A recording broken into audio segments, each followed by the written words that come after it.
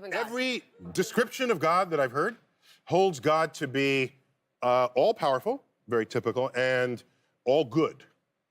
And I see earthquakes and tornadoes and disease, childhood leukemia, and I see all of this and I say, I do not see evidence of both of those being true simultaneously. If there is a God, the God is either not all-powerful or not all good.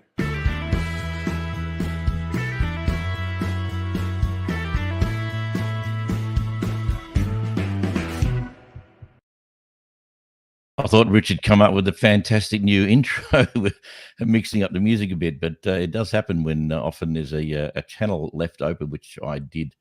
So blame me. There he is, my man, Neil deGrasse Tyson, kicking off episode 23 of this live podcast of an atheist, a believer, and a pastor walk into a bar. We're just waiting for Luke to join us. He's doing his daddy stuff, and then he'll be with us. Welcome.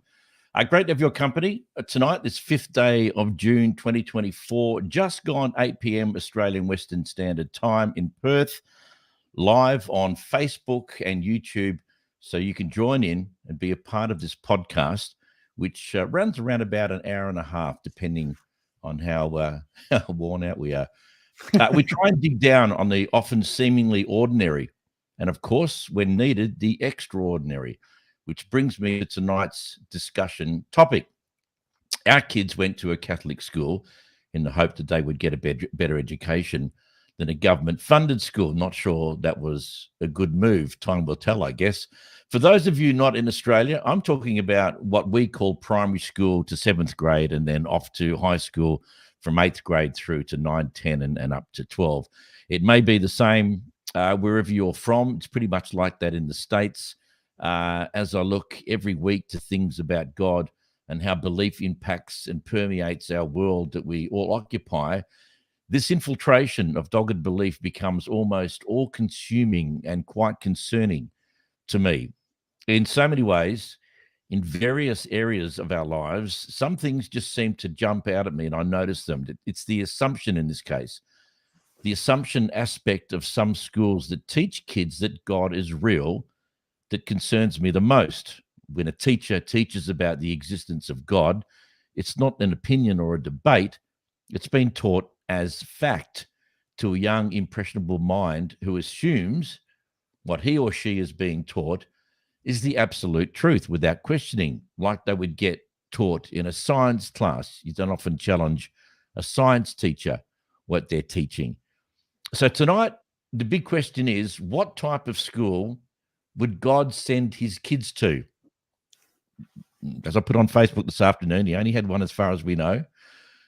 The kids are told that God is real and his existence is true, even though there's no actual evidence to support the claim. Now, my point is that if you're going to build a Christian school, for instance, in Australia, as an independent part of our education system, you would hope there are standards to adhere to. Well, good news, there is. They are required to adhere to the curriculum standards of all schools, making sure that all the key ingredients are there for a balanced education. Now, I don't know what they teach in school these days. Back in my day, it was maths, social studies, history, language, science, etc., none of which I paid much attention to be honest.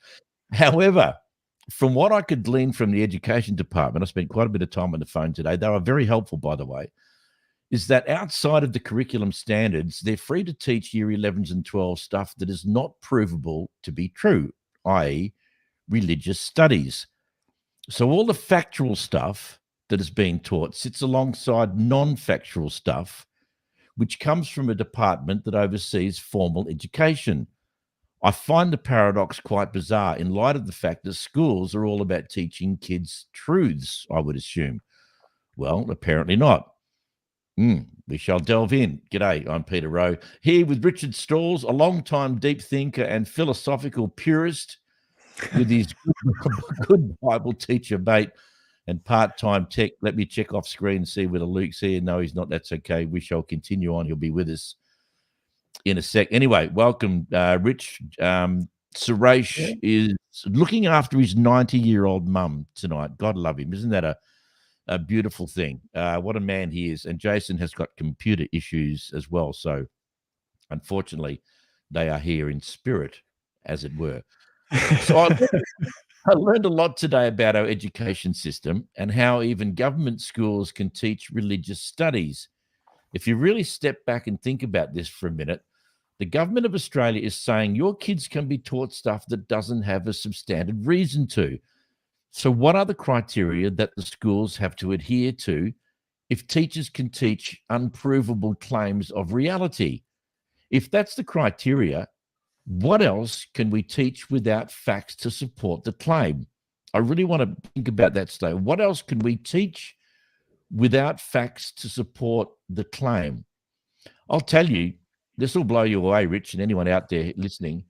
Applied Scholastics International works with hundreds of affiliated schools and educational programs throughout the world, providing the effective learning tools developed by, believe it or not, L. Ron Hubbard, provided they too adhere to the curriculum standards of teaching mathematics and whatever. I kid you not. That's right, folks. Your child can be taught all about Scientology. And I might add, now this is the contentious part that I'm sure I'm going to have fights with. It sounds like Luke might be joining us. So here he is. Good man. Be with you in a sec, mate. I might add, why not? Why not teach Scientology at school? There is as much evidence for Lord Zenu and Scientology as there is for the existence of God. Right, guys? Them's fighting words or what? Yep. Oh, yeah. Well, before we get into it, and welcome, Luke, appreciate your marvelous job you're doing with all those little ankle biters, mate. Are you guys cool with your kids being taught about Lord Zenu in school? If I was a Scientologist, probably. I take it you're not. I'm not. No. But I mean, I wouldn't be okay. Here's what I wouldn't be okay with: sending my kid to a school and then having that taught without my knowledge. Yeah, that's a whole different ball game. But I don't think we're really talking about a bait and switch here. And I don't think as a Christian I could be comfortable with Christian schools and then not be comfortable with Scientology schools just because I'm not a Scientologist. It very much is. If there is that freedom of religion, it's not freedom of Christianity, it's freedom of religion. And I know this is a bit of a different thing that we're talking about, but you can't take the one without the other. But yeah, I think if a Scientologist wants to send their child to that school, that's something else. I wouldn't.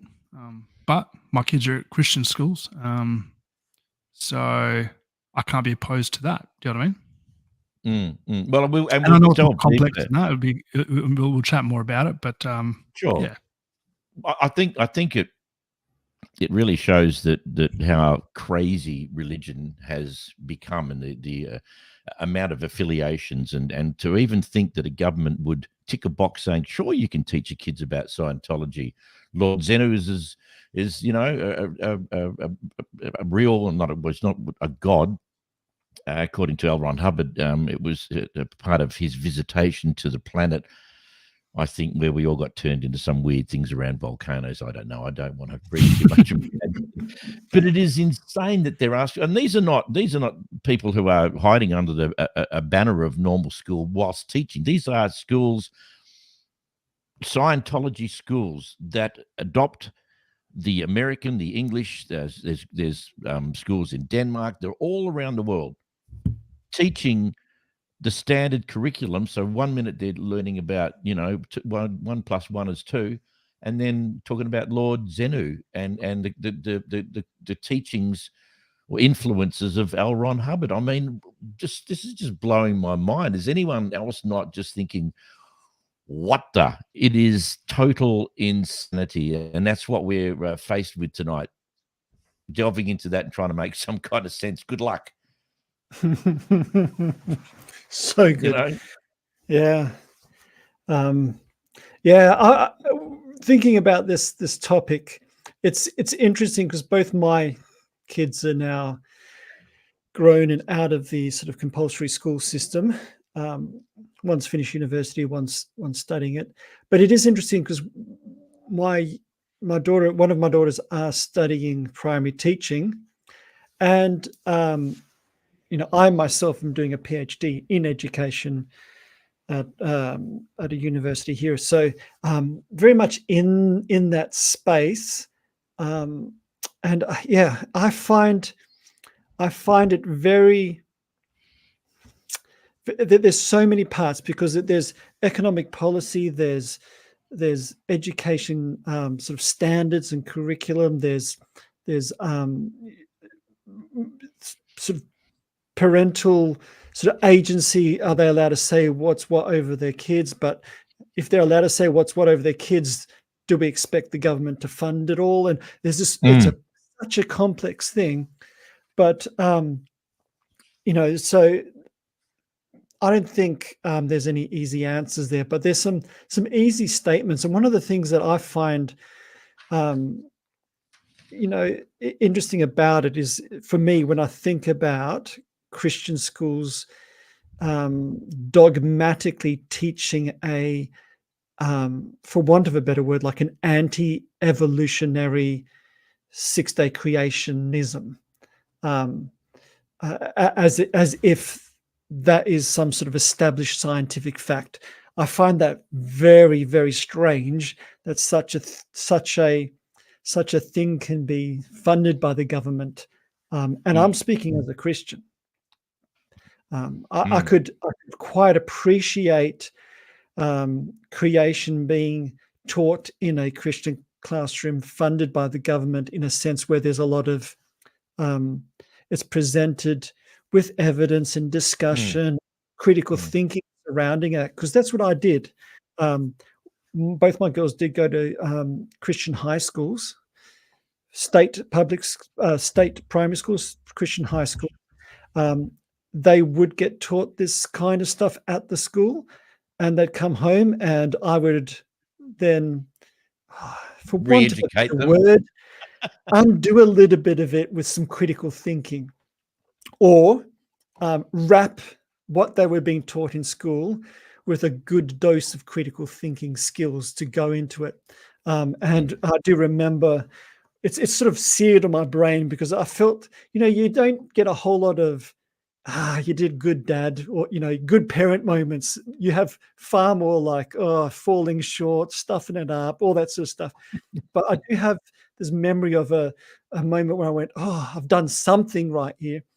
One of my daughters had been just come home from school, and you could see her sort of sitting in the back going, like really pondering this thing. And then she says, if everything was created in 7 days, how come dinosaurs died millions of years before people were on the earth? And I said, what do you think about that? And we just explored the way of thinking through it. And she went, and I didn't say this is it, but I said, well, some people think that, some people that think that. This is what I think. I think that the idea that everything was created in 6 days is a story that's meant to teach us something deeper. I don't think that's like a scientific account. I think the scientific account is what we can see with our eyes and understand. And so when people teach that, some people do believe it, but I think they're getting the order wrong. And she went, oh yeah, that makes so much sense. And sort of shrugged it off, went, and from that moment was able to read the book of Genesis in such a way that she didn't have to check her brain in at the door. And she was quite young. I went, did something right. And that was bringing critical thinking skills to this. My fear is, not fear, but the thing that I really does not sit well with me is a secular, not a secular, but a government that should not be basically cheering for any one team, but looking out for the flourishing of all of its citizens, pushing money into a dogmatic indoctrination of anyone. So that's where I think is not right. But that sort of speaks to my own sort of approach to my religion, which is different to others. So yeah, that's my initial thought was that. Oh, and spot on. I agree. And when you were saying that, Richard, made me think of you guys, and in particular Luke, because you're not in that field anymore, Rich, where your kids have gone, but Luke is going through that. Because one of the things that scares me about people sending kids to Christian, Catholic, whatever, some sort of whatever religious affiliation or whatever, is that you have to trust. And for you guys, this would be very difficult, because your view of Christianity and the story of Jesus and how it's all packaged together is guaranteed to be very, very different from what they're being taught in school. So talk about making things incredibly confusing for the child who's just been told this, and then they come home and go, "Oh, I learned about this." I mean, you either accept it but don't say it, or you say, "No, well, hang on, that's not the way it is." And they're going, well, eventually they're going to go, "Why are you sending me to a school where you disagree with what they're actually doing?" And that's always the danger of sending kids and not allowing them to make decisions about the big issues. You know, everyone can learn maths the same way. You can learn English, you can do social studies. All of that stuff can be taught the same way in science. But when it comes to religion, there must be times, and maybe it's already happened with you, Luke, that one of them has come home and said, "You know, I learned this today from Mrs. Smith." And, well, hang on a minute. Whoa, that's not how Daddy sees it. So how do you marry the school's curriculum to what you believe to be true? Yeah, it's a brilliant question, and it is something that that has become, especially as my kids have gotten older, and for listeners out there, kids range from year 6 down to going into kindy next year. So, and yeah, year 2 and year 4. So it's kind of like it's a pretty even spread. Um, and it is something, and it's not it. To be honest, it hasn't just been school. Even certain moments in church, it's happened. Even the church we were attending, where it's like, okay, we learned this in Sunday school, and this is the view that we were taught about Noah's flood, or the world being created in 6 days, or whatever it is. Where I've had to have that conversation, and so I was aware that this is going to be something that I need to be across, or my wife and I need to be across, because it's unrealistic for me to think that I can send my kids to any school that's going to be in the same place where I'm at in my journey, going to have the same theological understanding. Now, there's a difference between ultra fundamentalist teaching and just little deviant differences in ideas, but for me, the way that we've kind of handled it has been communication from the start. So rather than wait for these moments to come, we've kept our kids in the loop with even with our journey in, I guess the word deconstruction, in trying to understand and remove sort of some harmful theology and try to rebuild something that's a bit more beautiful and a bit more true to the original faith. And so we've kind of kept them in the loop with that. And so they know, hey, Dad's going to have a different understanding to maybe some of these things that we're going to. So they're almost half expecting it in some cases. And I just talk to them all the time. I just say, hey, listen, they know if there's anything that makes them feel uncomfortable, or they have questions, or they're not quite sure about, that to ask me, and we'll talk about it, and it's great because it's a dialogue then that we can have, and I can say, okay, so what about that doesn't sit right? What about that story of God destroying this particular group of people for the Israelites to move in? What doesn't that sit right? Well, I don't know if God would do that. Yeah, I don't think He would either. Well, what could it mean for that to be written down? And then it's this great conversation. And it also teaches them that people have different viewpoints, and that's okay. It doesn't mean that that they're bad. It just means that people read and understand things differently, but there's more than one way to read and to understand a lot of these things, and it's a great conversation. So, Well, sometimes I'll bring stuff to me, other times I'll ask them, "Hey, how's things going?" But also, I mean, they have like 2 Christian ed classes a week or something like that, and the rest it's just normal school. So it's not like it's dominating their days. They'll do praise and worship, sing some songs in the morning, and that's other than that, it's pretty much the same as any other school from a curriculum perspective. But obviously, yeah, there is that Christian ed stuff. Wouldn't it But be I do safer? find Would it you go. not be safer and easier, Luke, to not put that responsibility onto the school, but say to go to a state school? Because you can't, and the part of the danger I see in this is that you can't.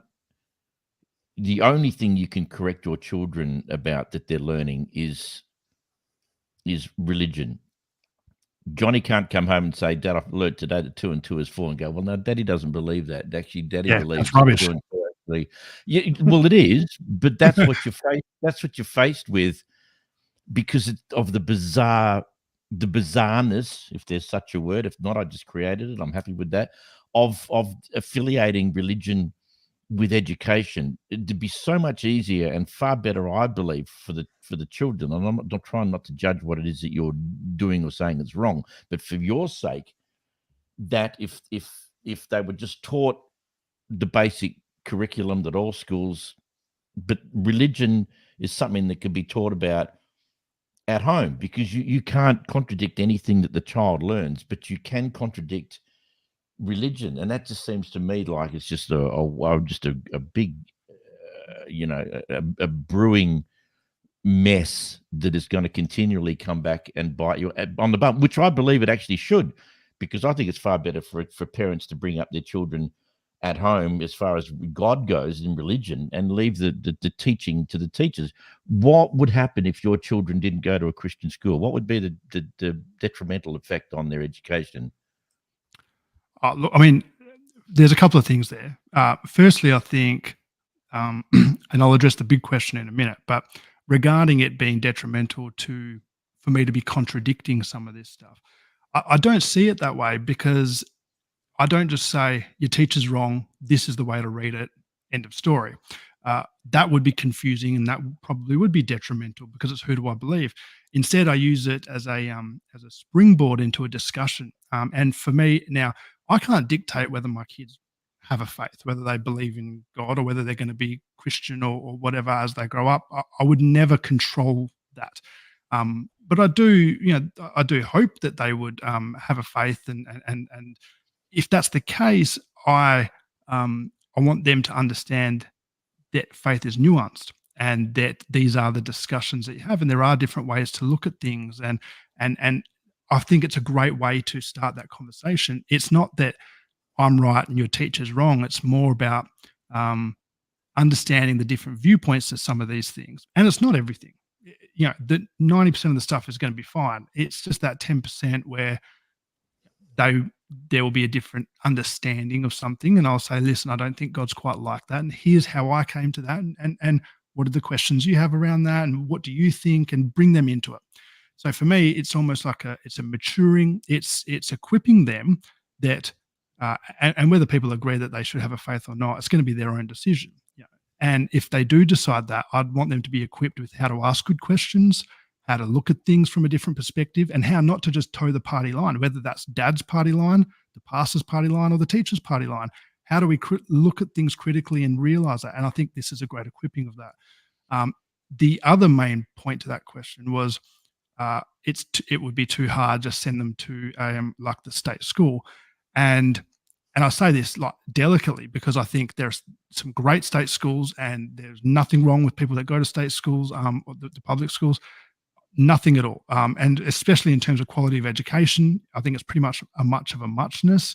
But I think there's definitely other reasons to send your kids to a Christian school, especially if you are a Christian, than to send them to a public school.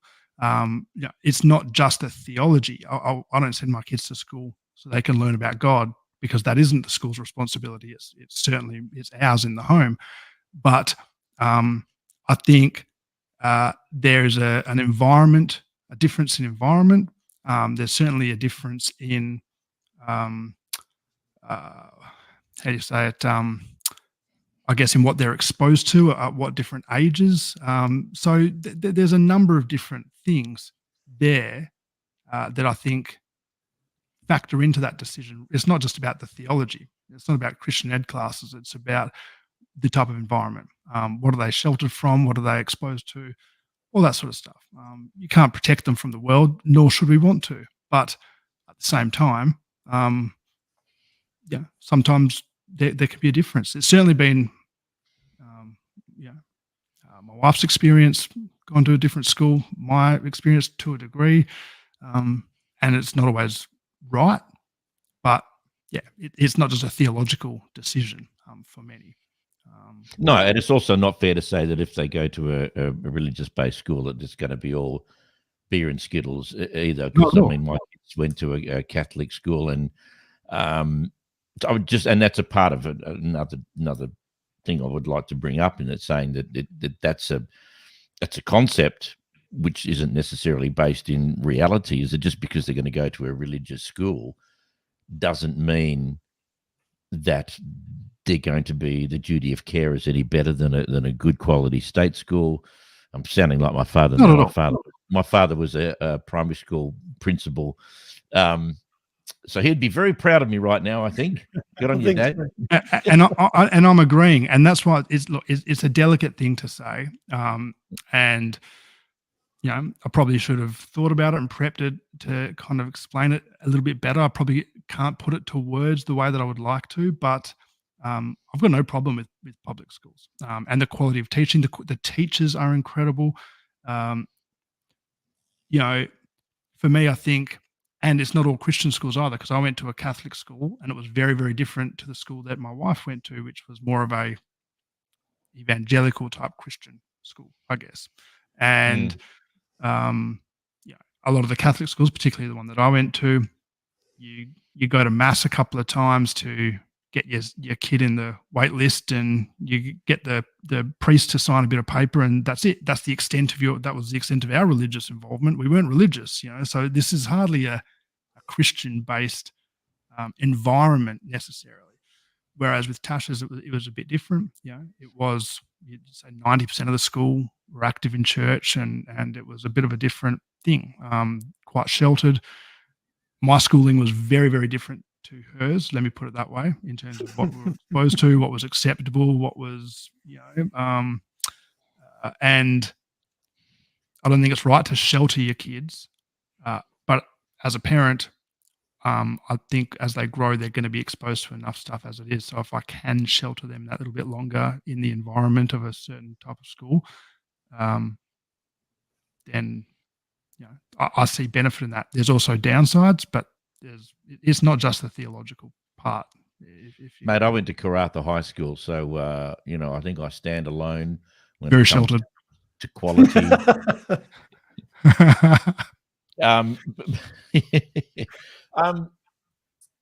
Yeah, I was going to ask Richard a question. Now it's disappeared out of my head because the images of Karratha High School came back, and that's guaranteed to drive anything. Well, interesting enough, I went to Craigie Senior High School, so lowest socioeconomic state school.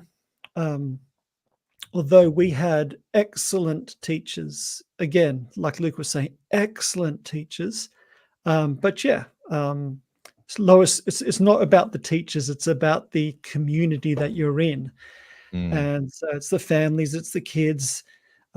Certainly, there's a lot more going on at Craigie Senior High School than in, ex-parish Catholic school or, since whoever's sort of independent Christian school. But that's just the function of the community you're in. When you were talking, and this is a little bit hard for me to talk about because I think I know I'm supposed to be team independent Christian school, but I wonder how much of why it works, because it's the values, it's the that align with the parents is a big factor. I think that's probably why I hear a lot of non-Christians, secular, even atheists, choosing to send their kids to a Christian school for quote unquote values that align with theirs. And I wonder why they're not finding it in the local public school. I wonder what that dynamic is there. Another question was, or something that's going along in my mind around this whole dynamic is, developmentally appropriate exposure to things that is outside of the teacher's control. Their best efforts, but what happens in the playground? What happens with they're going to be friends with the kids in the school, and I think one of the dynamics in Australian, especially the independent schools side of things, is it ain't cheap. And maybe you're self-selecting in a certain sort of strata of the society that way. And it's got nothing to do with belief, but it's like a you don't have to buy a house in a rich area. You can just send your kids to a fee-paying school and get some of those sort of class benefits. And that really, I'm just wondering, I'm spitballing here because I grew up in Australia. I'm fiercely egalitarian. Class structure in my society really grates on me, and I wonder if there's that kind of dynamic going on. And you want to do the best for your kids, so fair enough. But I wonder if that's a factor in what's happening.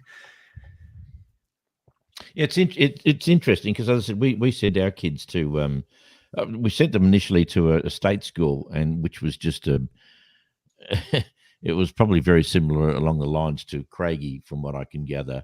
Not so low socioeconomic, but certainly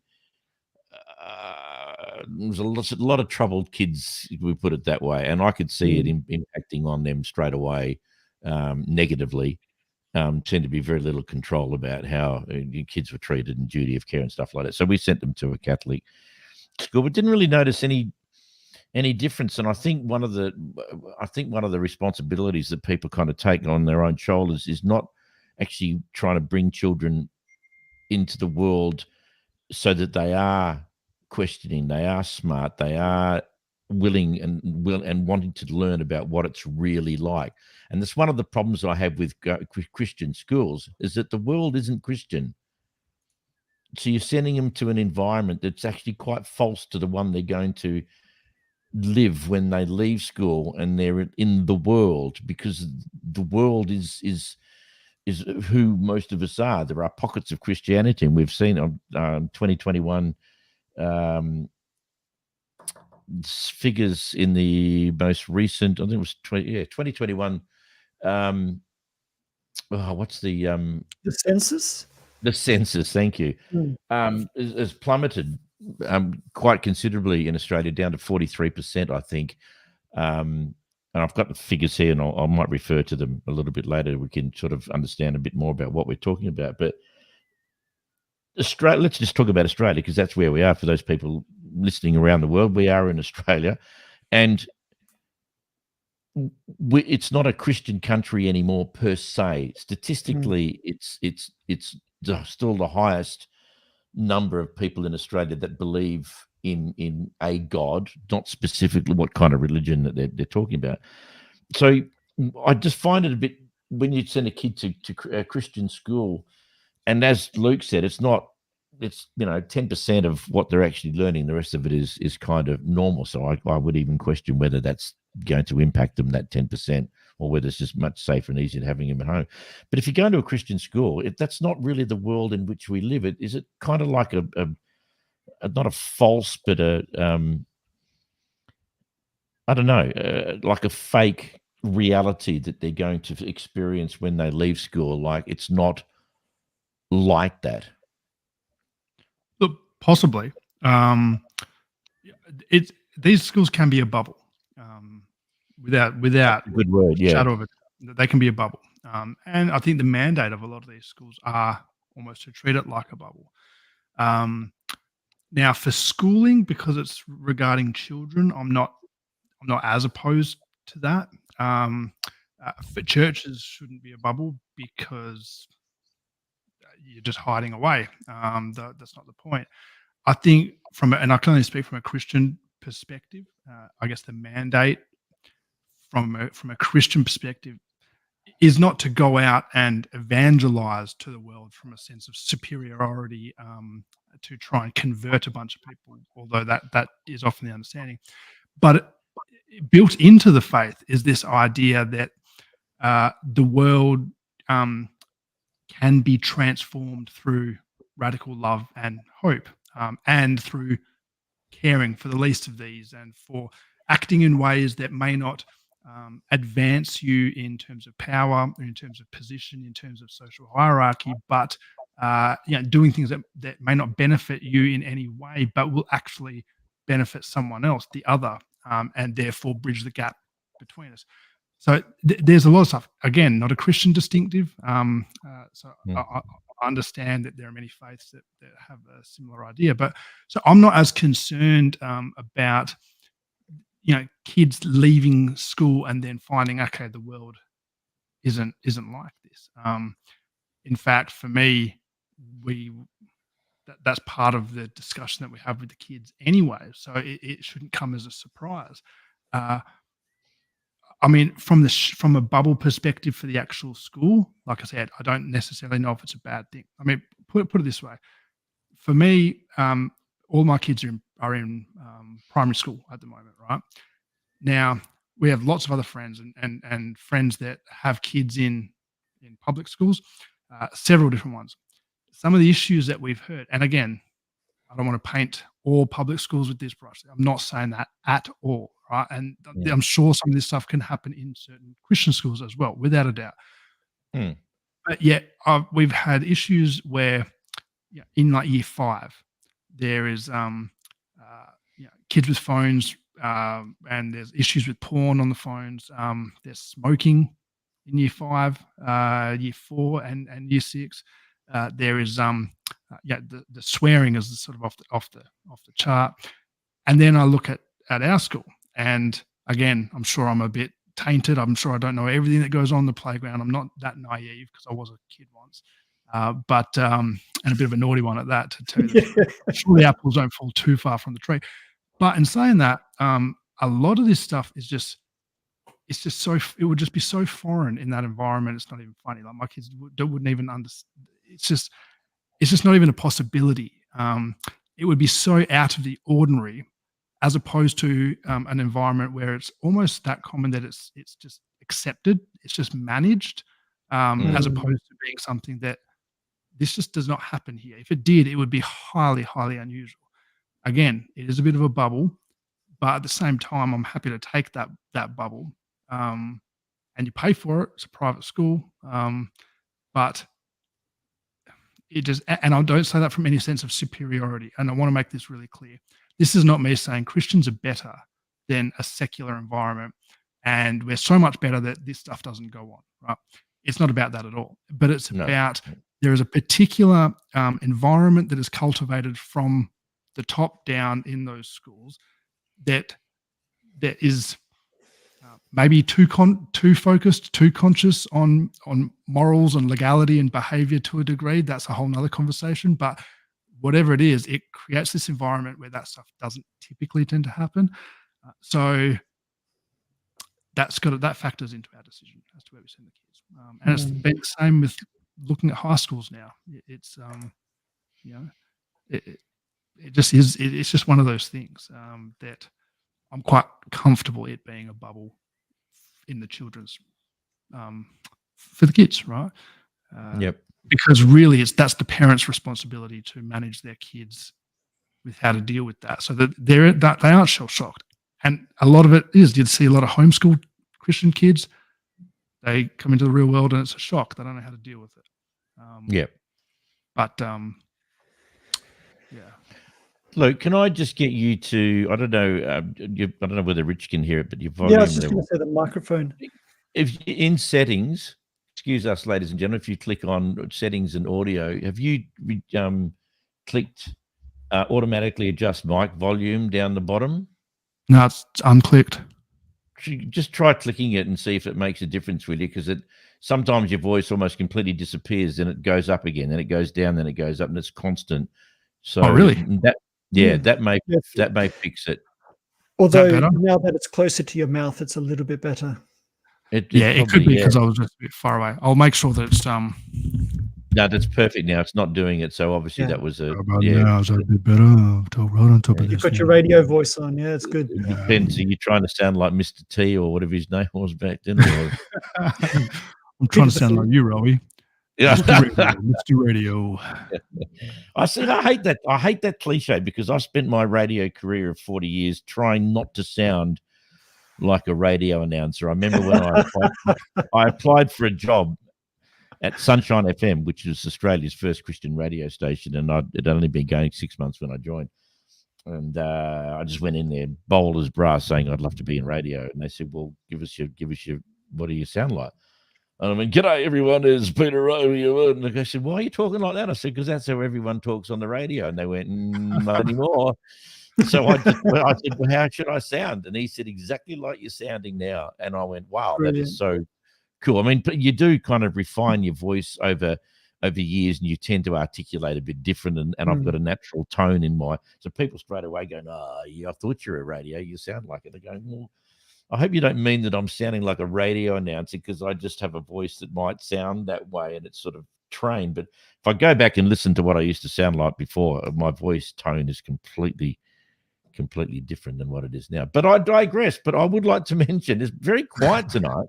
I'm just clicking off and making sure our comment section is working. Because I wanted to thank Fenton for his after the podcast last week. He put in some really good ideas, Luke. I don't know if you've seen it. I think I only sent it to Rich. I may not have sent it to you. Yeah, but he's got some great ideas on how to build. So Fenton, if you are listening but you're not making comments, thank you so much for doing that. That was fabulous. You didn't have to go to all that trouble, but we really appreciate it. Yeah. We'd love to talk to you more about the possibilities of expanding this. But anyone else, if you're out there on Facebook or YouTube tonight, tell us about your school experiences, because I want to ask you, but I also want to ask you guys, just take off your Christian caps for a second, just from a human being's point of view.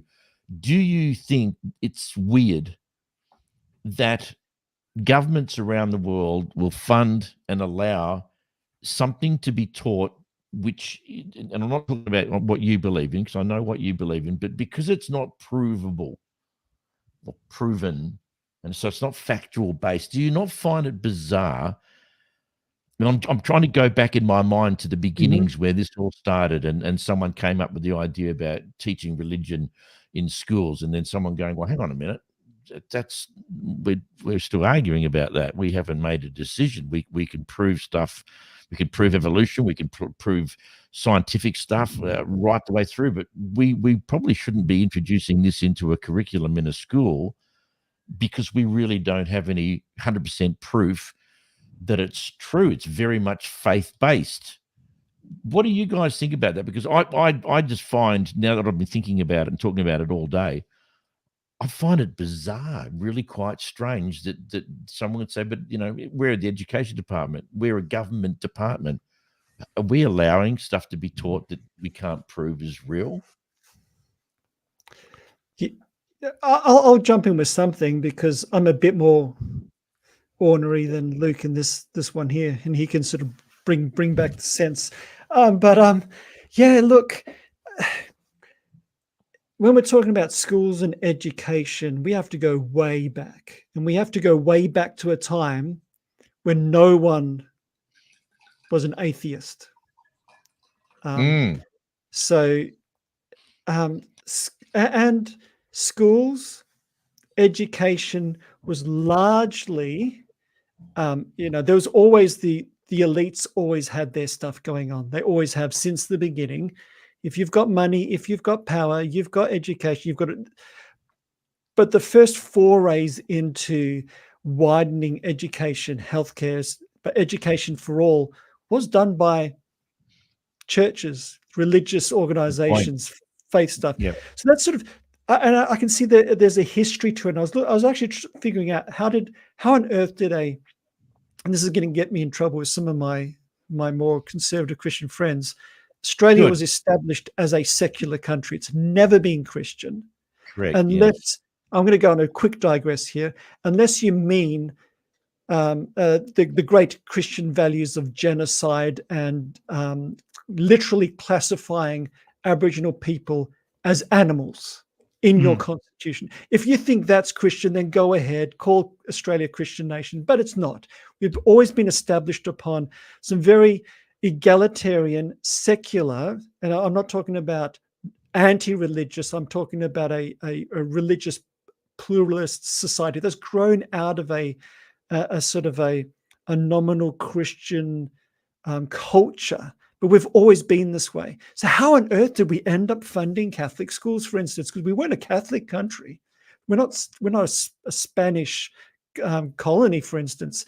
So it's like, how did this happen? And a lot of the early funding happened because we were looking out and we're like, there's a whole bunch of people in Australia who aren't getting education. And the government couldn't do it. So who put up their hand? The Catholic Church went, hey, if you give us a bit of money, we're going to start some schools. We can reach the unreached, the people who underserved. So that's how it started. I'm like, okay, that makes a whole lot of sense. And so there's a history behind it. So I don't think anybody decided, hey, there's schools. And one day we're like, okay, let's just fold in religion. I think there's this historical contingency going on. You go, okay, that's how it's happened. But now we find ourselves at a juncture where, I mean, we've got incredibly super rich schools nabbing the lion's share of like capital expenditure projects that the government puts out. I was looking at some horrific stats from a few years ago. Half the capital funding projects went to 10% of the schools, and those were some of the richest schools around. I'm like, something's gone wrong.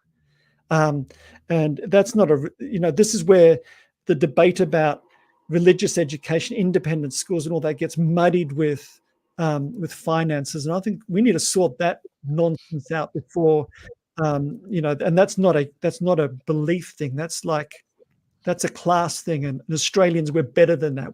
We're better than, this rich poor divide. But moving forward, I still, I'm a bit of a Christian anarchist. That's, I'm not anti-government, but, if you give any one group too much power, it's going to hurt somebody else. That's how it's always been with humans. So we've always got a government. We've got to balance it with individual parent rights. And then one thing that's not talked about at all is the rights of the child, really, in education. And how's it all balancing up? One end, people say, give it all to the government, let them dictate everything that should ever be done to your kids in the schools. I'm like, that's not a good idea, because we've seen some countries doing that. And then you get a rush of ideology into that space, and your kids are being indoctrinated into some ideology. It just happens not to be Christianity anymore. So we don't want that. Neither do we want the other extreme, which I saw as a youth pastor in a Baptist church. In this particular church is a fundamentalist church, so very suspicious of anything secular. You did not send your kids to a public school. I was weird that way.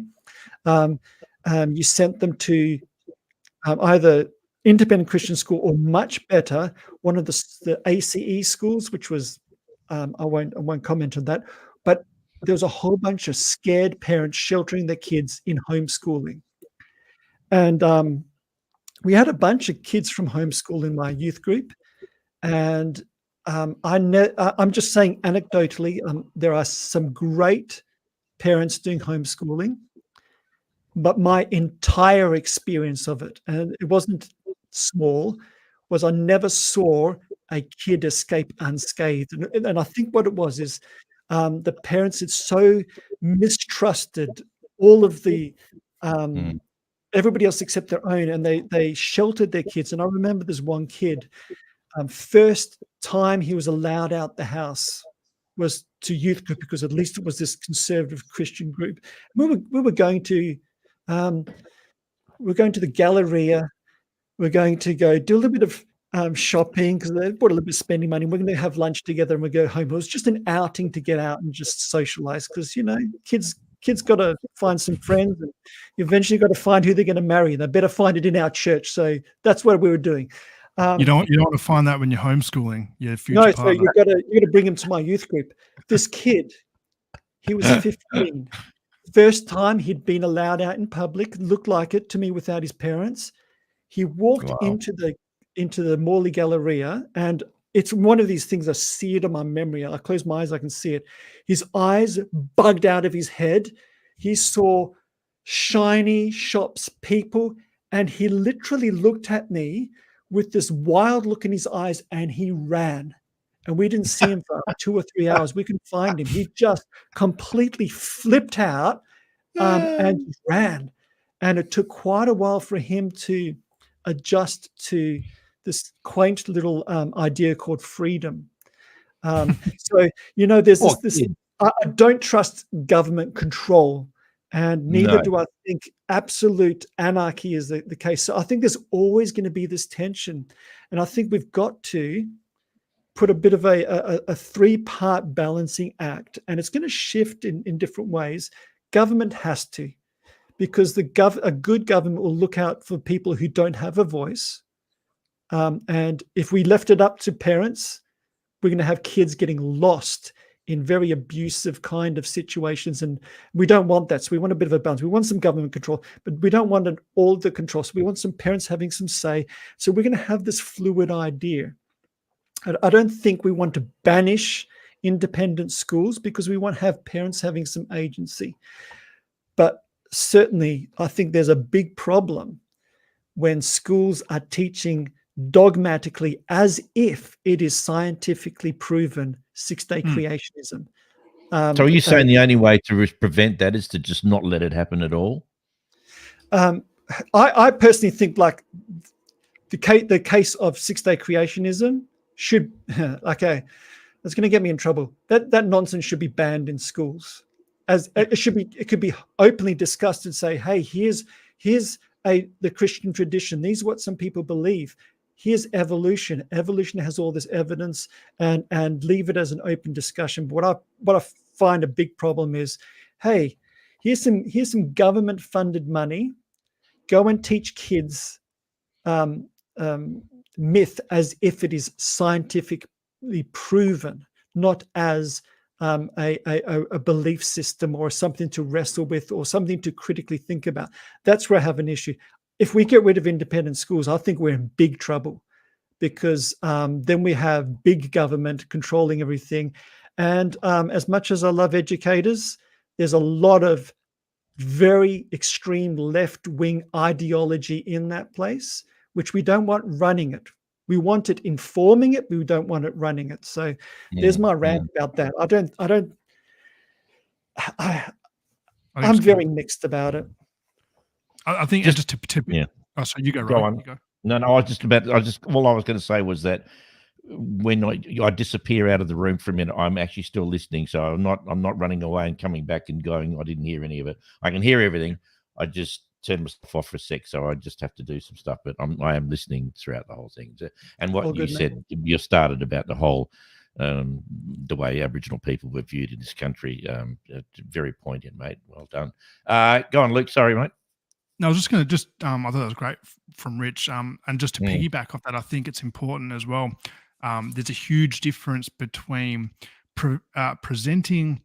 So here is a viewpoint on, say creationism, for example, that even if it was a fundamentalist school and they're saying this is actually the Christian view of how the world is created, it's not the Christian view of how it is a segment of the Christian community's view. It is a interpretation, but I won't go down that path. But there's a big difference between presenting that and then saying, but in our science class, let's learn about the predominant view of and understanding of society being evolutionism, and we work through that.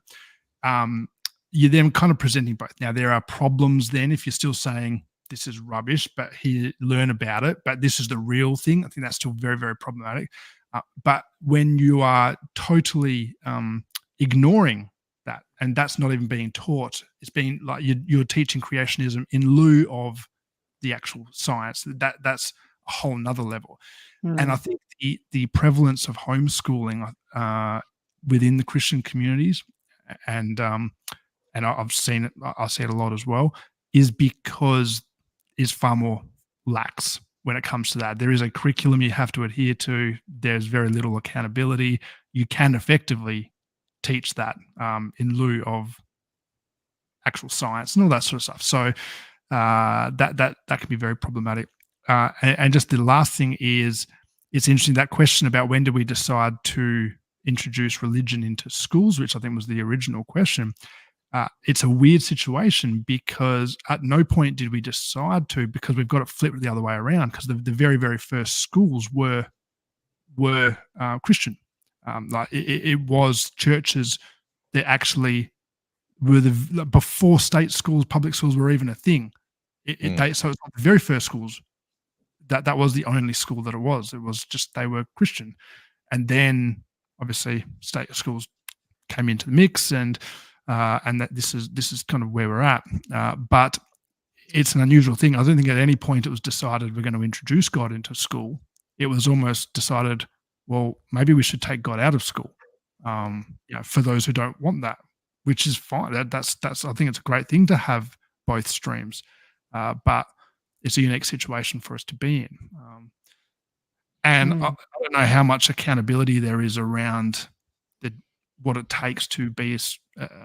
I think if there's any element of public funding for a Christian school, there should be strict criteria around that curriculum and around what is actually being taught, because I don't think there isn't a lot, isn't there? I can actually fill you in a little bit on that. I spent a lot of time today ringing the education departments where I started. And they said, what can we do for you? And I said, well, I need to talk to someone who really knows and understands the basics of education department, the reason why they are who they are. And I said, it's hard to put into words. I said, but imagine that I've come to you and I've said, I want to start a Christian school. What do I have to do in order to be able to do that? And this developed from person to person and department to department, and they found it actually quite fascinating. And the vast majority of them, some of them who were actually quite elevated into authority of the education department, really had never thought about this before. And I said, okay, so I want a Christian school. What do I have to do? And they said, well, you need to have curriculum standards. That's how that fits in. And I said, right, and what about the religious side of it? And they said, well, depending on where you're going, what you're talking about, 11s and 12s, you can talk to them, teach them about, religious studies. What do I have to put in there? They said, what do you mean? I said, well, what are the guidelines? And they said, well, there really aren't any. Just you teach them what you want to teach them. And I went, did you not find that strange? And they went, in what way? And I said, well, because we're talking about something that isn't actually factual. It's not scientific. You can't argue that, but you can argue the facts and evidence and proof and reality of religion. But I can still do that. And they went, yeah. And I went, this is crazy. So anyway, I went through all these different departments, and they were actually fascinated that someone had even brought this up and was thinking about it. And they said, oh, are you going to put us on the podcast tonight? And I said, well, no, it's not about that, but it'd be nice to have you on, but it's not really what we're trying to achieve. But what I found is that no matter what levels and departments I went through, it didn't seem to, no one actually was able to answer the question as to why a government department would allow something that isn't 100% provable or factual to be taught in schools. And I remember Neil deGrasse Tyson saying about he can accept people's beliefs and what they believe and what they want to do with their lives, but the very second you try and introduce religion into science or into a classroom to teach, he said, then you've got a fight on your hands, and I will never allow that to happen. It does happen. It happens all the time. It happens in state schools. There are options to partake in religious studies. They don't have to be Christian schools. It's an option. and I just find the infiltration, which is a word I used in my opening, of this. I just find it absurd. It actually messes my head around that why are we doing this? And as you said at the beginning, all the schools were Christian. I remember when I went to primary school, there was never no mention of anything to do with religion. The word church was never used, and no one went to church. It was, and this is country towns in WA, and it just seems to have gone like around and come back around, and it changes and it revisits, and it's all very confusing. But I want to read you guys something and get a comment from you before time 9:15. That's still early. Still waiting to hear from someone. If you got a comment or a question, and whether you think that religion should be taught in schools either as private or government. Private Christian schools do get funded, nowhere near the amount of money that state schools, of course, get funded, but they do. And so the government are paying to have this talked about in schools and to taught to people. I want to read this from a Dr. Jennifer Bleasby, who's a senior lecturer in the School Education Culture of Society at Monash University. She says, many government schools provide religious classes in the form of church-based religious instruction. These types of classes segregate students into faith-based groups in which they receive instruction in the beliefs and practices of one religion. However, this form of religious education has become increasingly controversial, resulting in numerous government reviews, laws, and policy changes. In particular, there is a concern that religious instruction of this manner can indoctrinate students by encouraging them to uncritically accept beliefs that are not well supported by evidence or beliefs that are controversial. This is particularly problematic in a post-truth world that is flooded with disinformation, conspiracy thinking, science denialism, and extremist thinking. Religious instruction should be replaced by religion classes that foster social cohesion and intercultural understanding, according to Dr. Jennifer Bleasby, a senior lecturer in the School of Education, Culture and Society of Monash University. I think a lot of what she said there rings true with what you were saying earlier, Rich. Yeah, look, I'll keep my bit brief on this one because, yeah, that resonates very deeply with me. I think talking to, like, I have a lot of conservative friends, conservative Christian friends. Why do they send their kids to these? Because they do see if they sent them to a non-Christian school, that there's a perception that they're not just they're not entering a neutral zone. They're actually entering a place that is actually hostile toward their faith. If we could foster an environment where we had comparative religious studies, an open discussion, an open sharing, in that way that professor was talking about, I think that is probably one of the best outcomes we can have. One of the way, because I'm doing my research into Aboriginal education, and so I've been thinking a lot about an intercultural meeting point between the dominant Western white culture, and that is in most classrooms, and the Aboriginal culture and everything that comes with it. And that meeting place is always, it never matches. There's different ways of talking about it. We've got different values, and there's this contested space. There's always sort of pulling it, but allowing it to be that is good. Accepting what the students bring from their culture and allowing it to enrich everybody's understanding. I think if we treated religion less as a fiercely defended group identity and more as a cultural, an opportunity for sharing it as in an intercultural moment, I think we'd be in a better space as a society. Would it not fall under the banner of life and history? Yeah. Does that not encapsulate how it could be, and it should be? There's no way religion should be taken out of the history books. It's real. It happened. It has a beginning. It has a middle. It hasn't good, had the an bad, end. and the ugly. Yeah, but also in the contemporary sense of Yeah, in the contemporary sense of how, like, I mean, talking with Suresh in this environment from a Christian point of view, understanding a lot of the Hinduism, I'm like, wow, there's a lot of enriching in that, and no one's asking. Well, he's an atheist, but imagine he was a Hindu. In this environment, we're not asking him to stop being a Hindu. We're asking No. him to bring his viewpoint. And I think if we're putting secular funded money, I think it's much better spent in that rather than indoctrination, especially in the light of the sort of creeping culture wars that is seeping over from our northern neighbors, unfortunately. Mm, Yeah, I think Yeah, I'm really looking uh, forward to having Suresh on tonight, but unfortunately, he couldn't be here. But that's okay. Go on, Luke. yeah, no, just a couple of thoughts on that. Yeah, and I liked what Rich said. I think it's important to differentiate between even what you just read, right? The that essay article Yep. is likely to be on point, but certainly not on point for. That's not representative of the majority of Christian schooling or even any religious schooling. Mm. That's really targeted to the very organizations that Rich and I are actively talking opposing as well, and right with you. Hardcore fundamentalists whose goal is indoctrination and anti-intellectualism, Mm.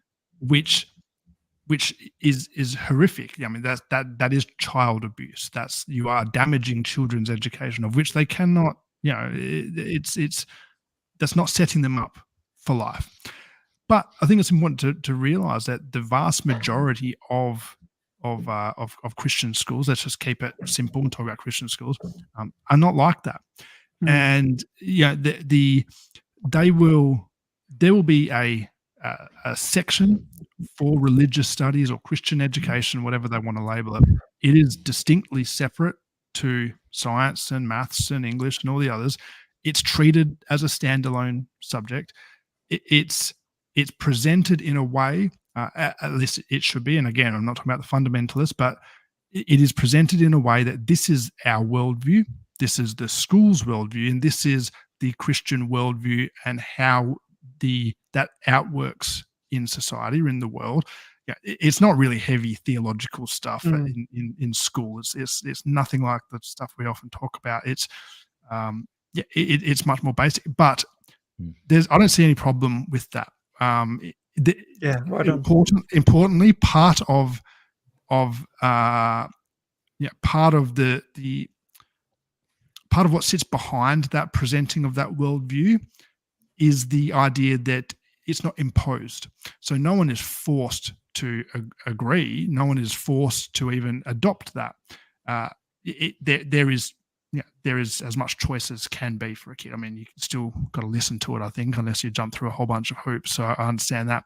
But in saying that, it is kept separate. It is clearly delineated. And I think kids really do have the capacity to be able to understand that, okay, this is the Christian worldview, and my family's Christian, and they might think I'm Christian, and then they'll go through their own journey of faith. But in most cases, it's not indoctrination, and it's not actually presented that way. The other thing that I wanted to comment on is the idea that it shouldn't be taught because it's not fact-based. But there's a whole heap of schooling that's not fact-based. English is not fact-based. Analyzing English literature and what Shakespeare meant, and poetry and creative writing, that's not fact-based. Even science, in the early days, eugenics was taught as fact-based. There is they used to think that the circumference of the size of your head, was related to how much your intelligence could be, and all sorts of stuff. And obviously then we've got the whole indigenous, the original Education Act was written at a time straight out of the Stolen Generation, and there's all sorts of problematic stuff there. So as science develops, obviously these things change as they should, which is great. I know that's not what you're claiming, Rowie, that science is timeless and that we always get it right. I understand that. I guess my point is we teach the arts. That's not fact-based. We teach English. It's not fact-based. Even social. It used to be called social studies in my time. I think for my kids, it's HAS. Yes, humanities and social sciences, whatever it is. That's really, that whole thing is our perspective of history. And even when I was at school, we didn't learn much. It was the colonization. The heroics of Captain Cook, and there wasn't much. There's very little around the silent generation, and even before, obviously, from my parents' time, it was almost non-existent. So we grow in that area as well. We have because we can only teach from a perspective, and we can only allow what we allow to inform, our understanding of history and our understanding of society and our understanding of the environment. So, but none of those things that can be fact-based either. It's not like mathematics, really. Unless we're talking about maths and physics, that there's not a lot that we can say. So as long as it's kept separate and it's labeled as such, this is the realm we're talking about the religious worldview. This is the realm we're talking about English. This is the realm we're talking about mathematics. I don't see a problem with it. But I was very careful in not just using the word fact, but my main argument for that is the word provable. All of the things that you have talked about, Shakespeare, they can be challenged, they can be dated, and they can be proved. You can't do that with religion. That's the difference between teaching history. Of course, all history can be checked and be proven. It's not about whether something's factual or not. It's about whether or not it can stand the test of being challenged. Did it actually happen? Is it real? Well, yes, there is. Well, how do we know? Well, we can go back and date Shakespeare's works and see that there is proof. Proof, I think, is the big word that separates what we're talking about here. But even with Shakespeare, though, it's not saying, here's what you need to know about Shakespeare. This play was written on this date. Yep. That's it. That's what's provable. You can't prove what else do you need to know? This is to generate this type of emotion, or this is one of the greatest love scenes ever written, or this is the underlying theme of this is betrayal, and actually so it's like you start to dig into that, and that's a huge. Not what you're teaching. What you're teaching is the development of the language, of which Shakespeare was an integral part of. You can prove that he said this. Yeah, it's a minor part of English. English literature is analytics. You're assessing the literature. Yes, but not the emotion behind it. No one's trying to teach. This is how I felt when I read Shakespeare. Did Shakespeare exist? Yes, he did. When was he born? Here are the details. Did he write this? Yes, we have all these writings. Surely that's from a historical perspective. That's what you're teaching about Shakespeare. That's what kids would want to know. When they read it, they can experience those emotions and feelings for themselves. Of course, but then they'll have to write an assessment of what are the three significant themes of Othello, and how does that play into the society in which it was written. But these are smart. These are smart kids. These are not 8-year-olds aren't being told about Shakespeare. These are people who have developed an understanding of language and interpretation, and would have a handle, I guess, on, I read this. This is Romeo and Juliet. Wow, this is like a film I saw. And do you know what I mean? So you can prove the existence of Shakespeare and who he was and what he was as from an education perspective. How? But it goes beyond that. That's my point. It's like an education. We're arguing the word fact or provable. One of them is provable. No, I understand that, and I don't want to get pedantic, and I'm not, because I understand. I'm not trying to pin you with a word definition, because I understand your heart behind what you're saying, and I fully understand. I think it's a really important point.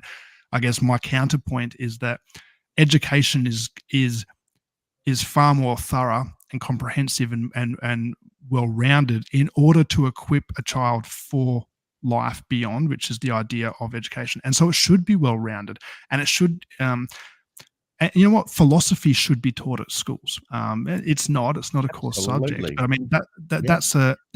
it's thinking about thinking. Again, Mm. something that's not provable. It's something that's all theory. It's all stuff, but it engages the mind. And I think that kind of goes back to what Rich was saying, is there's a difference between engaging in, here is a religious worldview, here is how it compares to other religious worldviews, and let's talk about that and generate how this can be of benefit to the world around us, as opposed to an indoctrination of this is the only way you can think and nothing else exists, which is, no one wants that, unless you're trying to maintain power and control, which sadly Well, the you word do the see. word power to me goes hand in hand with historically religion, and I mean I think that's a part of the problem. Is that there's, and you've Oh, only got to I have a look. agree. I heard Richard mention about Spanish, and Oh the yeah, and the. Yeah. crusade. I mean, At my least I God, didn't, I didn't use the N word, Nazi. So I thought I was doing quite well.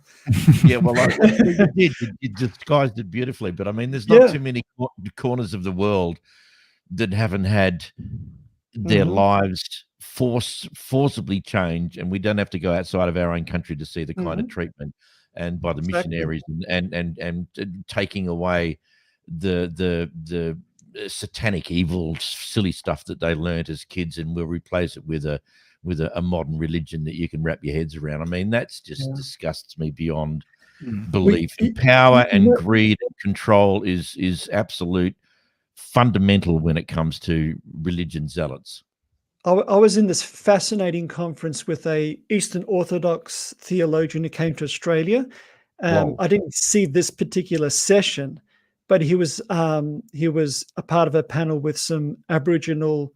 Um, I think there were two Aboriginal men, and after they shared for a while, the theologian said, "If only when the missionaries came out to Australia, instead of confusing the the gospel with culture, if they had taken time to learn and Mm. receive from the Aboriginal people, we would be Mhm. in much better shape as Christians today, because there's Absolutely. stuff that they're talking. That was fascinating. That speaks to this. Yep.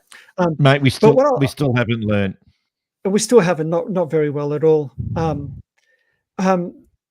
one of the things, and I think, just to maybe say what Luke's saying in a slightly different way, one of the things we want our kids to learn at school is ethics, how to be a good person and Mhm. behave in such a way that it is good. Ethics is not a provable thing, and ethics underlies how they teach social Yes. studies, how they teach history, how they even teach the sciences. Um, should we, like when eugenics does come up, there is a ethical component to it. If we're going to remove everything that's not provable, we'll have to remove big chunks of everything, including ethics. Ethics would be completely removed from the curriculum, unless we can put in to the curriculum something like ethics. Instead of dictating what is good and bad, we have we talk about evidence and thinking about thinking and philosophy, which is there at the moment. So I think instead of taking quote unquote religion out, we can start talking about it in the Christian schools in such a way that is the same way we talk about ethics. And in a secular, like a public school, you're sending them to a public school that should reflect the public, and the public is less than 50% Christian. But it's Probably also probably historical. I doesn't mean, belong there. I think it fits perfectly, and I think it's very unfair of you to me to suggest that unless it's provable, it should be removed out of the curriculum. That's not what I was saying at all. I'm specifically honing in on, and this is a very, very complex argument on which I'm not It sure I have is. the brainage at the moment to try and actually unpack it, because my argument is not get it out because you can't prove it. That's just simplification of something that I'm not trying to get at. I'm trying to find a common ground where it meets the same criteria as those subjects that have been selected because they Yeah. Yeah. are That's historically it. accurate, they are proven, they are factual. I I'm understand that. not Like, what yeah, benefit is it providing? Yeah. yeah, well, look, I think religion, of course, who would not put, my God, the writings of the Bible are some of the most brilliant literature ever written. Every freak in the world who loves literature and beautiful poetry and understands the Bible, to take that out and not have that as a historical book which exists, there it is, would be crazy, and all of the things affiliated with that. That's not what I'm saying. What I'm saying is the way the world has packaged this together, it doesn't work. And it's not right, and it's not correct, and there needs to be a better way to do it. To religion, to pay it the dues that it's owed, is a part of life and a part of history, and it fits beautifully in with that. When you start teaching it alongside a science class, that's where the problem arises, because it needs to Yeah, be that's it, challenged Rowie. and double checked. I understand I that. think, agree with you. Keep it where it belongs. Don't yes, don't confuse it. Don't let it bleed into your science class, because the Bible's not a science book, and and it's not to Christianity blame is not a either. faith that informs science. It shouldn't, and it doesn't. No, it's not, and it's not its fault. It hasn't Yeah, perpetuated this. 100%. Some nutbag along the way made a decision about, let's just chuck Yeah. all this in together. This is good. And everyone went, yeah, fair enough. It's a true story. We know about the Bible. We've seen a picture of Jesus hanging on a cross. Chuck it in there. What's Yeah. the worst that can happen? And this is the Yeah, absolute we found mess. out what the worst is. I'm You so know, glad it's you said okay. that, Rowie. It's Because okay. Yeah. It's okay. So honestly, good. because It's like okay for us. Go on, sorry. no, you go.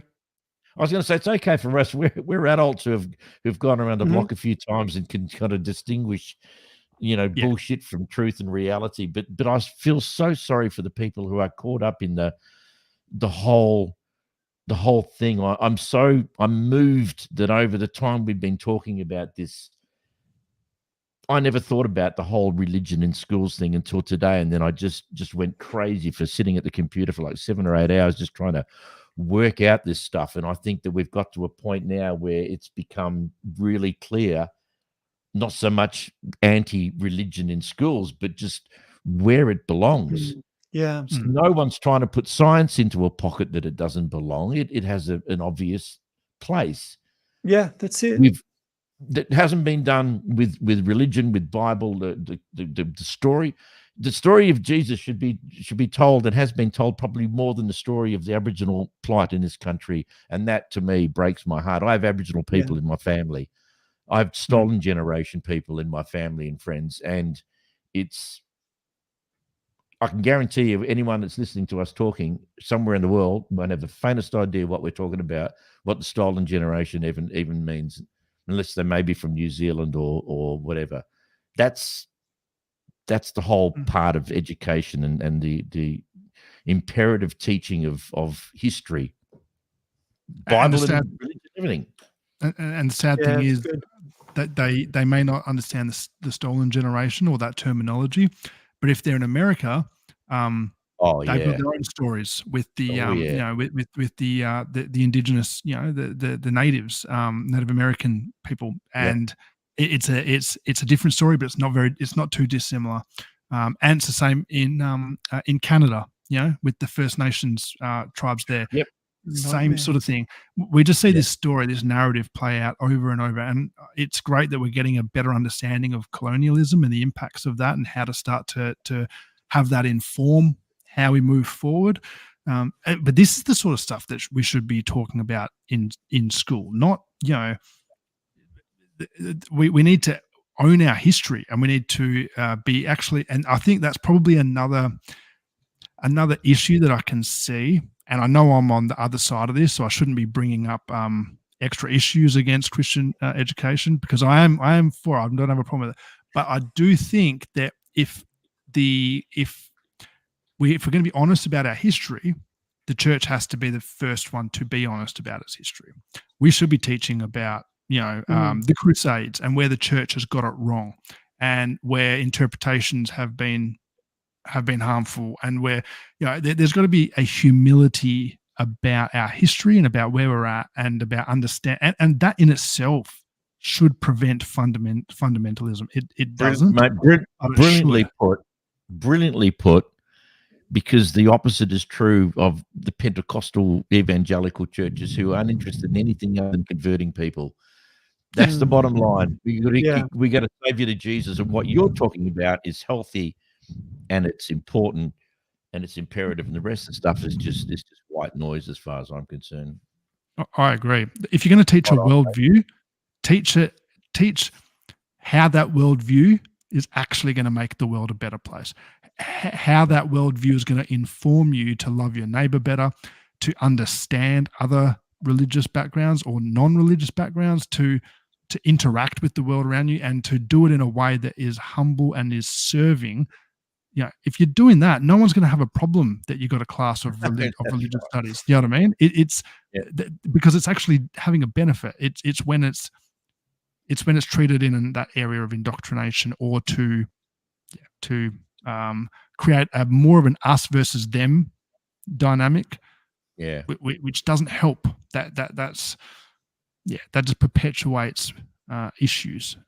Instead, why not teach about how to participate and in social justice movements, and how to actually identify that, how to think about things. That'd be a whole different thing. So there's a lot of room for improvement, even in the good Christian schools that aren't fundamentalist, that aren't indoctrinating. There's still a lot more that we can be doing better. It's hard with red tape and bureaucracy and power dynamics, which is inherent in some of these larger organizations, but it's not impossible. And if your faith is apparently built on a radical hope of transforming the world through love and service, we'll start there. The religious revolution has just officially started from this moment on. And I think and look, it has to. I mean, it can be a revolution. Not let's see how many souls we can bring to Jesus. Nothing to do with that. It's not about selling. It's not about buying. It's not about converting. It's about getting back to what you're talking about. That's what changes the what's the word I'm looking for? The fiber of people and community and in the world. That's what changes. Not, Rosa Parks would have been a full-on Christian woman, no doubt. She didn't do what she did flying any banner other than I deserve to be sitting and I'm not moving. So stuff, and little things like that, from as Ningari said, from little things big things grow. And I'm excited about you guys are starting this stuff. I'm just here for the ride, but you guys are good on you, Rowie. spelling it out the way it needs to sound. I reckon there'd be people sitting around the world and they're listening going, this is crazy shit. This is really, these guys are making sense. Do you know what I mean? It is sense. It is absolute sense. Yeah. I mean, there is a way to do faith without checking your brain at the door, or annoying people at bus stops. It's actually bigger than that, and it's also a way that doesn't isn't conditioned on everyone believing the same thing that you believe. You can have relationships with people who do not believe that. It's that's okay. There's. But you know what? There's pockets. It's not just us. There's a lot of people around the world that I'm seeing lots of it. There's movements happening. And there has to be. I think there's got to be a course correction. And what I really value, some of the best. The things that have moved me forward in my life the most is when I've been engaging with people who I don't agree with. And so there are some, there are some great people of faith to listen to, but there are some amazing philosophers who would absolutely call themselves atheist or agnostic and all that sort of stuff. Scientists, people that, so, even as there's a bunch of Christians who would be listening to this, And you might go, yeah, go Richard, go Luke, we're winning. There's no winning. There's Yeah. engagement. Winning what? Or the atheists going, go Yeah. Rowie, he's winning, and all of us three will be go like, it's not even a competition between us three. We actually Yeah. hear really wrestling with some stuff that means something very deep to us. And I've noticed even in this podcast with the points that Rowie's been bringing up and the challenges, I've been like, wow, it is Yeah. so good, because you don't even know some of the questions you need to be asking. And if you don't know the questions, you're never going to get to the truth. And so half the battle is knowing the right questions, and you're not going to get any further than where you are now if all you do is listen to the same answers that you've been given. You need to go out. You need to be, if you're an atheist, you need to be talking to some of the good Christians. If you're a Christian, you need to be talking to some of the good atheists, because first of all, we've got to live in this world together. And it's good, but and I'm speaking from a Christian point of view, and Jace would say maybe something different. I would say that Christ is in everything. That's the definition of God. If he's not in everything, he's not God. So try again. Jace might say, well, it's because we're all humans, because we've got that human spark, that common thing. And the new Richard would say, I think we're talking about the same thing. And so I'm really loving what's going on here. And I just want to say thanks to you, Rowie, for inviting us into this amazing experiment that you've got going on, digging into faith, belief, and structures of stuff where we get to wrestle with it. And it's a lot of fun. And we've got some friends that listen every week. In fact, we've got one friend who is rabidly a fan of everybody on this podcast. And woe betide we miss an episode, because she will hunt every single one of us down if we do not keep talking about this. She's really enjoying it. I think what we're doing here is good, and I'm really, really proud to be a part of a place where we can wrestle, we can misunderstand and understand in the end as well. So wow, beautifully put, mate. Thank you so much. That was lovely. It's actually it's hard to put into words what I was going to say, but I feel like it's something new that's being exposed as we strip away the layers. There's things that, and then that's a part of the journey. You would want to hope when you get to my age, you'd think, I don't want to think how I thought before, how I used to, and look what look what happened when I did that. But I want to be totally open. I listen to Christians all the time because they have wisdom, because they're Christians and they don't serve what I serve. Doesn't mean to say it's not worth listening to. And I would hate to think that Christians don't want to listen to atheists, because at the end of the day, we are an amalgamation of all of those things. Yeah, I have God things in me. You have atheist things. Not absolutely. No, we do have. No, yeah, we do. Yeah, I'm an atheist who believes in God. Yeah. All right. Wow. Okay, that just blew my mind. And I'm an atheist who believes in God, and I'm well, no, I'm not going to go there. That's just crazy. But that's a Christian who doesn't. Do you know what I mean? It's not why are they enemies? Why are they so vehemently opposed to the concept? I'm not, and I'm not your normal person in this, because I've been there and I've spent 25 years in it. Right. So I understand it. I experience it. I get it. But it's crazy trying to understand that the crossovers are extraordinary. It's not black and white. My God, there's more grays than people could imagine. Yeah. And that's the beauty of it. For me, that's the beauty of this podcast and other conversations like this, because as humans, and we see this not just in churches and in religions, but in so many areas, we're drawn. Our brains draw us to binary thinking. We want to think in ones and zeros. We want things to be black and white. We do it in relationships. It's almost like that's what it takes active effort to not think that way. You love me, you hate me. I'm for this, I'm against this, and it's not necessarily a bad thing that we're wired like that, because from a neuroscience perspective, I kind of understand our brain is just trying to, it's simpler and it's clearer when we can categorize things like that.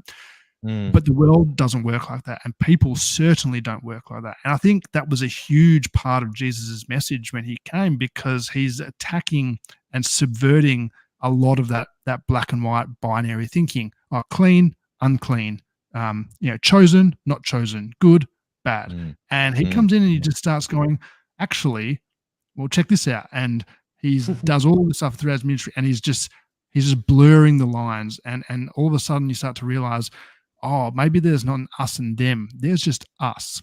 And that's where I think we get it so wrong. And that's what I love about this, is because we are not just our beliefs that are affirmative or negative. We're complex human beings who are both affirmative and negative at the same time sometimes. And we're in discussion and conversation. We all want exactly the same thing. It's not like some of us don't want the world to flourish and the others do. Or some of us actually love humans, but others don't. No, we all want the same thing. We might have disagreements or different ideas about how to best do that, or the path there. But if we all want the same thing, how beautiful is it to come together and to try and flesh this out? But it takes courage, and it's a challenge, because you cannot come into this conversation with binary thinking. No. That's why debates are ultimately unsatisfactory, because Fenton, the Christian Fenton said that what he loved about what we were doing, what he cherished about the freshness and the way to achieve this thing working is to try and leave your ego at the door. Not to come in with the I'm gonna win, so whatever you're gonna say, forget about it. It's totally. That's debates with Jordan Peterson and back in the day Christopher Hitchens and all. It's all about winning. And this is the antithesis of winning, not in the sense that it's about losing, but it's about humility and stripping back the thing that protects you against infiltration from other smart minds, and just going, you know what, I'm an open book, let's just talk about it. And it works. And I would never have thought that it would have got to this. I had no idea this was going to happen. But it's amazing. It is so invigorating and so exciting. And I love what Fenton said, that he's got some ideas about how we can bring this to a greater crowd, so that people actually can start to think about like this along these lines. Have we got a comment? Wesley Curry. Wesley Curry came and dropped some of his pearls of wisdom. So did he? I invited him out. Poor guy. Anyway, at least we had someone. I know. Yeah. And that's a classic example. Okay, it's easy to look at Wesley and go, okay, don't understand what you're on about. Clearly, you have got issues that are important to you. You know what? What would it hurt us to actually open up and to have a listen and say, have you got something you would like to contribute to this that we can discuss? If not, that's fine. But maybe we need to have a look at Wesley and what he wants to communicate to us. If he is, nonsensical or aggressive or nasty or whatever, then that's different. But I think it's I agree, because you did engage with him. I think he's a great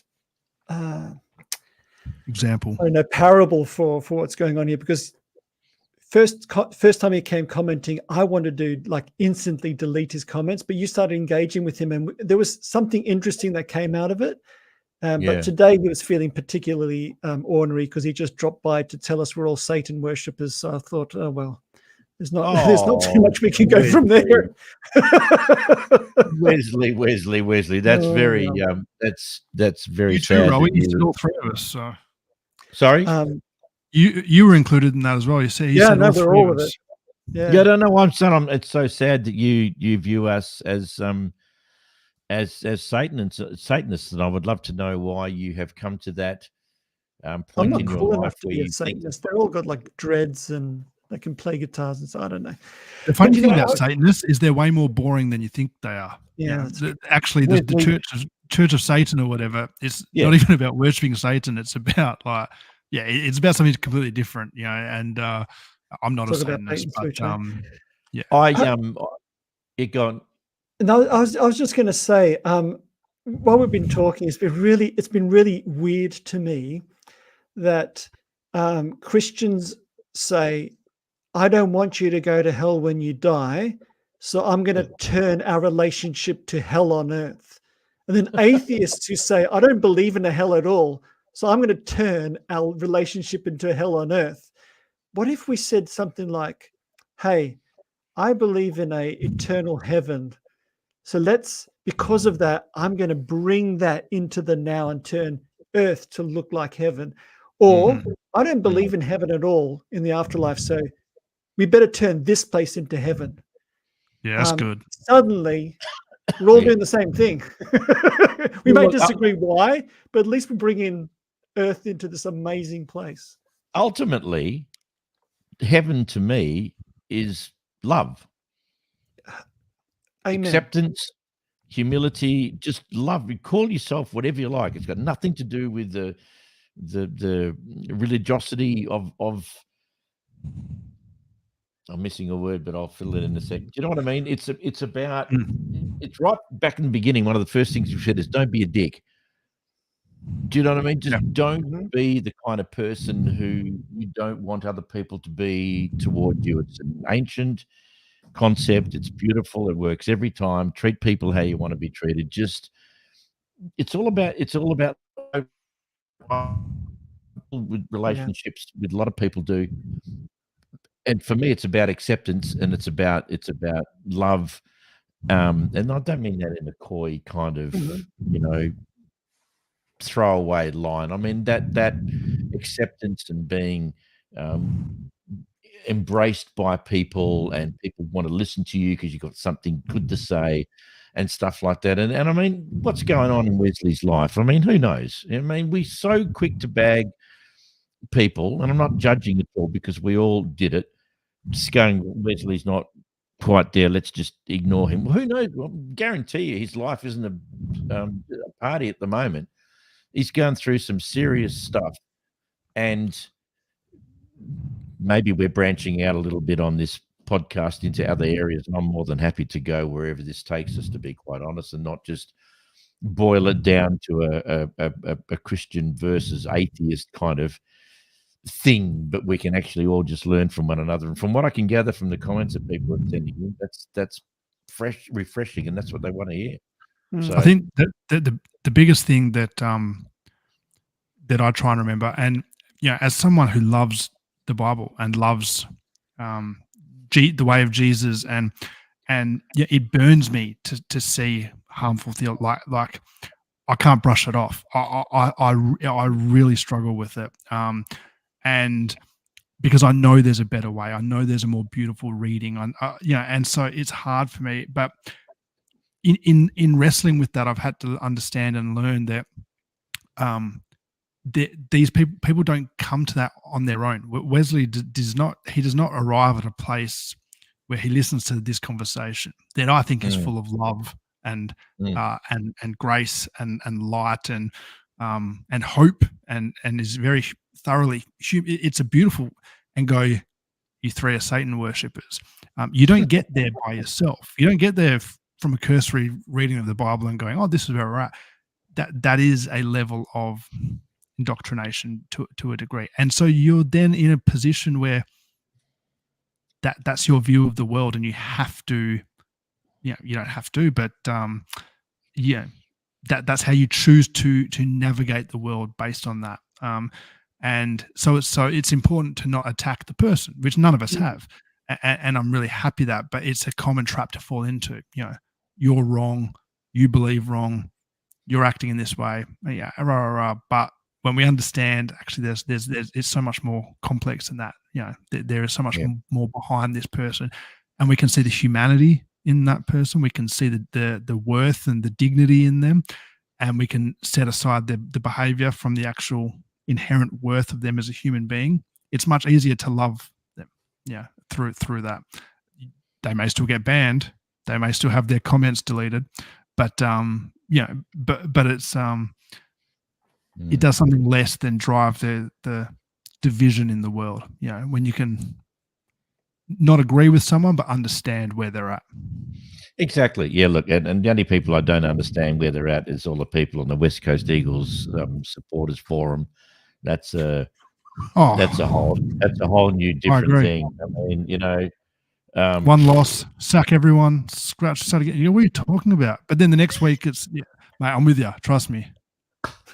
For those people who are listening or watching somewhere else in the world apart from Perth, Western Australia, one of the most isolated cities in the world, we have a football code that is better than anything you play in America and stuff like that. So YouTube it'll change your life. Yeah, it's called AFL. Anyway, we digress into an area that probably isn't worthwhile talking about.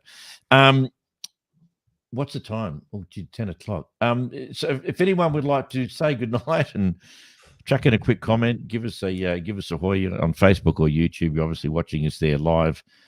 If not, we shall retire and come back and do this again next week. Oh, that was really interesting. That went to some.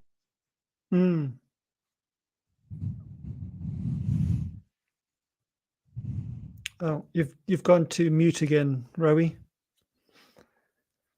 Oh, your mic isn't connected. Why does it? Oh, there we go. I'm not even touching anything, and it just keeps going to mute. It's probably the Holy Spirit trying to shut me up. I don't know. Censor. Holy Spirit censorship. Is that a thing? Is that a yeah? Might be now. Is that USB? It might have been Wesley. He might have hacked you. And I don't say this as a cynical throwaway line, but my son's just bought himself. My son and his partner Sammy, have just bought a dog, and it's a beautiful dog. We love it. Whose name is Wesley. Hi. Oh, nice. And Wesley, you may be just like the dog who is loved by everyone and absolutely delightful little chap. He's a smart cookie, but yeah. Anyway, we shall definitely. We shall hopefully tune in. I don't know whether I want to talk about this. We may talk about this. There's two things that Richard and I were talking about before we went to air tonight. One is the downturn in what was it, Rich, about atheists? I put it away and I can't find it. I can't remember now. No, one thing in between. Yeah, well, one thing I did want to talk about, which is because one of the things we've talked about before is Christians often claiming that the only place you can get your morals from God and or the Bible, and if without that you can't possibly. And atheists were almost absent from all prison populations from the late 1990s onwards, accounting for less than half of 1% of inmates, according to reports by the Federal Bureau of Prisons. This echoes what the criminology field had documented for more than a century. Zuckerman writes the unaffiliated and the non-religious engage in far fewer crimes. That's staggering. That is so because one of the arguments is, sorry? That'd be a good chat. Wouldn't it? I've got lots more information on it. But yeah, very interesting that people automatically think that the prisons are full of atheists and all of the Christians. In fact, it's the complete opposite. There are more Christian people or people of faith in general, I think, not necessarily Christian, who occupy the cells of prisons, particularly, I think that's from America. But I've heard about that for a number of years. But that's one of the most damning pieces of evidence I've ever seen to people who think the only way you can get your morals is from the Bible. If you want to go to, Which bit? if you Gotta want to be go to, careful. well, that's true. Depends which That's book you're all I reading. can do to stay out of the slammer, man. Yeah. Yes. Oh, that's just it's just prison ministry.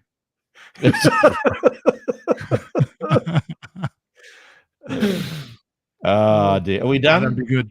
Yeah, I Yeah, I reckon. think so. But I think we could unpack that. You know, we've done an episode on that before, but I think there's more to talk about there. I think it'd be a real good episode to dig into. I agree, because it says an ancient, universal ethical imperative, and it requires no supernatural beliefs. And it's talking about how gone are the days of the unyielding, God-fearing mother as the archetype of good parenting, suggests recent articles from Los Angeles Times. According to multiple reports, research has shown that a secular upbringing may be healthier for children. According to a 2010 Duke University study, kids raised this way without God displays less susceptibility to racism and peer pressure, and are less vengeful, less nationalistic, less militaristic, less authoritarian, and more tolerant on average than religious adults. That's extraordinary. Yeah, it's a really good study. I think it's worth a whole episode of its own because of Yeah. I agree. it's really interesting. I read that study today as well, and it's just it's really good. So thanks to the Education Department of WA today for giving us all that information, and starting off, which was an enthralling discussion. If you've got an idea that you would like us to discuss, it doesn't have to have anything to do with religion per se. It can be anything to do with God, i.e. spiritual issues. There's a million of them. I like to try and think of things that we don't necessarily think about. Like today, I never really considered religion in schools until today, and I think it was really interesting. But drop us a line, jump on our Facebook or YouTube. You'll see the replay of this if you want to go looking for it. An atheist, a believer, and a pastor walk into a bar. I am in the process, of guys, of putting that together and making it happen. Yes, sounds I like want a to plan. film it where we all walking into a bar. That would be Brilliant. unreal. Live panel. Jace has to come up from Albany, but that's okay. I'm sure he could manage. Or we could go down to Bluff Knoll and have a cold drink on the top. Nice. We'll need the what's the internet that you can take anywhere? What's that? The Starlink. Starlink. The, Yeah. The the Tesla or Starlink whatever. satellite. Yeah. Yeah. So we could do it. Yeah, I don't think we'll bother. We could. We won't. It's a great idea. Thank you, everyone, listening, viewing. Fabulous to have your company. Look forward to doing it again next Wednesday, which will be the 12th. Is that Wednesday, the 12th of June? It's too much maths, Rowie. 2024. Mate, any maths is too much maths. I'm just going to actually open the calendar. Yeah, it's the 12th. Oh, I shot myself then. Thanks, guys. Fabulous. Loved it. Yeah, we'll do it again next Wednesday, hopefully with Suresh and Jace back. Yeah, that'd be great. Yeah, good stuff. Good on you. Thanks, guys. Cheers. Good night. Thanks, Rowie. Well done, man. See you all. Guys. Bye.